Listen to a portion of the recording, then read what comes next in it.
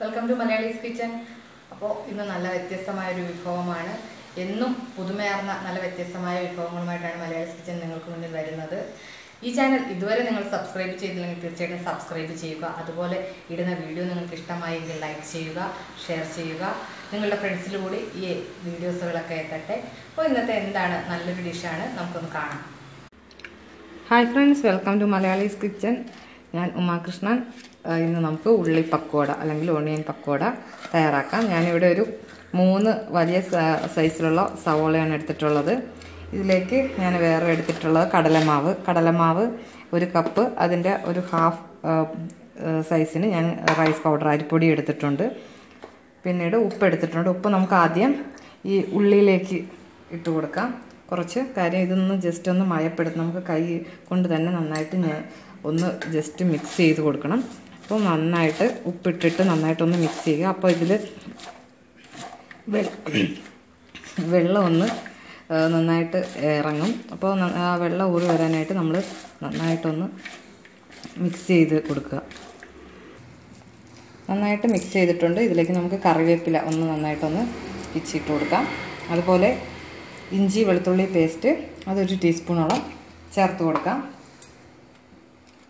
കടലമാവ്,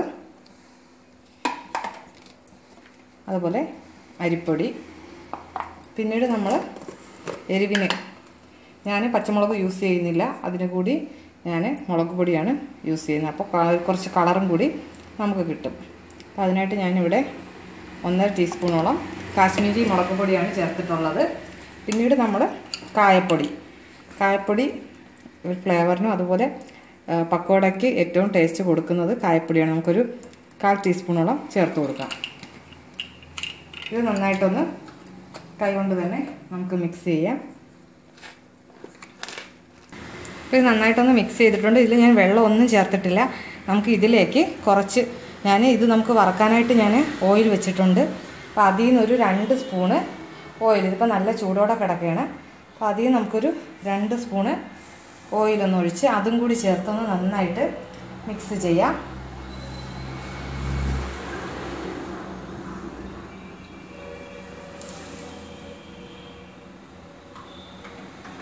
നമുക്കിതൊന്ന് ചെറുതായിട്ട് ചൂടെണ്ണയാണ്.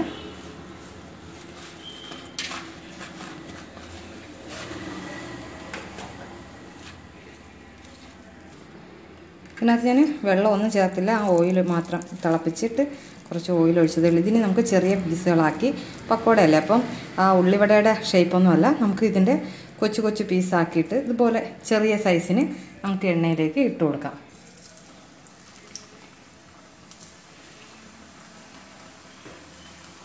ഇതാണ് ഇതിൻ്റെ നമ്മൾ പക്കോട, ഓണിയൻ പക്കോട അല്ലെങ്കിൽ ഉള്ളി പക്കോട എന്ന് പറയുമ്പോൾ ഇങ്ങനെ നമ്മൾ കുറേശ്ശെയായിട്ടിട്ട് വറുത്തെടുക്കുന്നതാണ്. അപ്പോൾ നമുക്കിതുപോലെ കുറേശ്ശെ നമുക്ക് ഇട്ട് കൊടുക്കാം. ഏകദേശം ഫ്രൈ ആയി വന്നിട്ടുണ്ട്. നമുക്കിത് എണ്ണയിൽ നിന്ന് മാറ്റാം. എന്നിട്ട് ബാക്കിയുള്ളത് കൂടി നമുക്കിതുപോലെ ഫ്രൈ ചെയ്തെടുക്കാം. അപ്പോൾ ഓണിയൻ പക്കോട റെഡി ആയിട്ടുണ്ട്. എല്ലാവരും ട്രൈ ചെയ്ത് നോക്കുക. വളരെ ഈസി ആയിട്ട് നമുക്ക് തയ്യാറാക്കാൻ പറ്റുന്ന നല്ലൊരു ഡിഷാണ്. വളരെ പെട്ടെന്ന് തന്നെ നമുക്ക് ഈസി എന്ന് പറഞ്ഞാൽ അതിൽ കറക്റ്റായിട്ട് നമുക്ക് പെട്ടെന്ന് കുട്ടികൾക്ക് വൈകുന്നേരത്ത് വരുമ്പം പെട്ടെന്ന് തയ്യാറാക്കി കൊടുക്കാൻ പറ്റുന്ന നല്ലൊരു സ്നാക്സാണ്. ഹെൽത്തിയുമാണ്. കാര്യം ഞാനിപ്പം ഇത് കുറച്ച് ഈ ഓയിലിൽ പത വന്നതെന്ന് വെച്ചാൽ ഞാൻ സൺഫ്ലവർ ഓയിലാണ് യൂസ് ചെയ്തിരുന്നത്. അതുകൊണ്ടാണ് ഓയിലൊന്ന് പതഞ്ഞ് വന്നത്. ഇതിപ്പം നിങ്ങൾക്ക് ഹെൽത്തി ആയിട്ട് കൊടുക്കാൻ പറ്റും. റൈസ് പൗഡറും കടലമാവാണ്, മൈദാമാവൊന്നും ചേർത്തിട്ടില്ല. മൈദയും ചേർക്കാത്തത് കൊണ്ട് തന്നെ തികച്ചും കുട്ടികൾക്ക് കൊടുക്കാൻ പറ്റുന്ന നല്ലൊരു 4 മണി പലഹാരമാണ് ഈ ഓണിയൻ പക്കോട. എല്ലാവരും ട്രൈ ചെയ്ത് നോക്കുക. Thank you. അപ്പോൾ ഇന്ന് നമ്മുടെ വിഭവം കണ്ടുപോകണമല്ലോ. തീർച്ചയായിട്ടും നിങ്ങൾ ഇതുപോലെ ഇഷ്ടമായെങ്കിൽ ഉണ്ടാക്കാൻ ശ്രമിക്കുക. അതുപോലെ നിങ്ങളുടെ കൂട്ടുകാർക്ക് കാണാനായി ഈ ചാനൽ ഷെയർ ചെയ്യാൻ മറക്കരുത്, സബ്സ്ക്രൈബ് ചെയ്യാൻ മറക്കരുത്. ഇതുപോലുള്ള നല്ല ഡിഷസുമായി നമുക്ക് വീണ്ടും വരാം. എല്ലാവർക്കും ഒരിക്കൽ കൂടി നന്ദി.